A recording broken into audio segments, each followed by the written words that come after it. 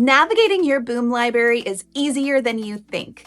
Let's walk through how to organize, sort, filter, and search for your decks so you can spend less time looking and more time teaching. When you open your library, you'll see a few folders at the top. The purchased folder has all the decks you've bought or redeemed. Self-published shows the decks you've created. If you've made any custom folders, you'll see purchased unfolded for new purchases you haven't organized yet, and self-unfolded for decks you've created but haven't yet sorted. By default, the purchase folder is selected, but you can click any folder to see its contents. To create a custom folder, click New Folder, type a name, and it'll appear at the bottom of your foldered list. You can drag decks into your custom folders. If you want to remove a deck, click Action and select Remove from Folder. This just takes it out of the folder. The deck will stay in your library. To delete a folder, click the folder name, then Remove. Any decks inside will stay in your library. You can sort your decks using the sidebar. You can also filter decks by subject, grade level, or tags using the checkboxes. For example, select Mathematics to only see math decks in the folder you're viewing. The search bar lets you find decks by keyword. Just remember it searches within the folder you're currently in. Type a term and hit enter, and you'll find what you need fast. And that's it, a quick tour of your Boom library. Now you can organize, sort, filter, and search your decks easily.